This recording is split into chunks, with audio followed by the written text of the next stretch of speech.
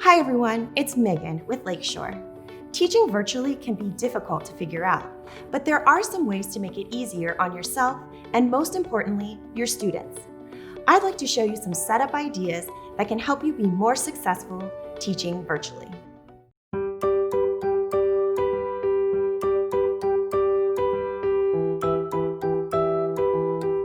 When you're teaching virtually, it can be difficult to get to know your students, differentiate instruction, and engage all of your students through a screen.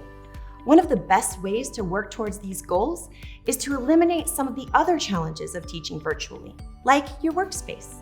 Whether you're teaching from home or virtually from your classroom, it's important to have a simple space that has everything you need close by.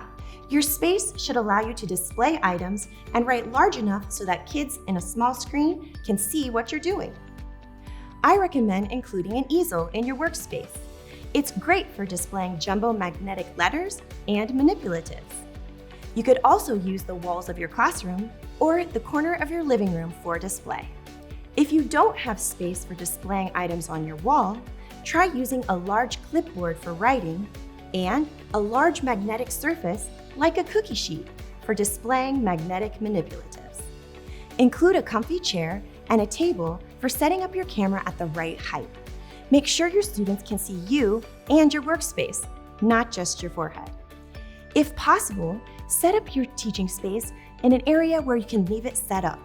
This will save you time each morning. If that's not possible and you have to set up each day, try to maintain consistency for you and your students. Kids can get distracted if the background changes from day to day.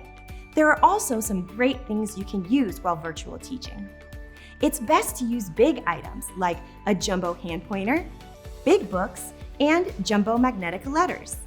Large items help your students see what you're doing and ultimately let them know what to focus on. It's especially helpful to use jumbo versions of things your students are using at home. For example, you could make your own jumbo paper tens frame just like the ones your students are using at home so they can follow along with you. Even though you're separated by computer screens, it's important to promote a community feeling of everyone working together in an active and engaged way. It's also a great idea to recognize students and celebrate their achievements in the virtual world. The free award maker on our Lakeshore website is a great place to get started. Then you can email the certificate or award to the student to recognize their achievement. Most importantly, be sure to check in with your students each day to see how they're feeling.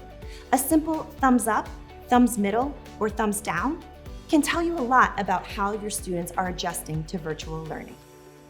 I hope you've enjoyed this Learning at Home video. Be sure to like this video and subscribe to the Lakeshore Learning channel to see more. Until next time, keep on learning. Keep watching our Learning at Home videos. Plus, visit lakeshorelearning.com for thousands of free resources.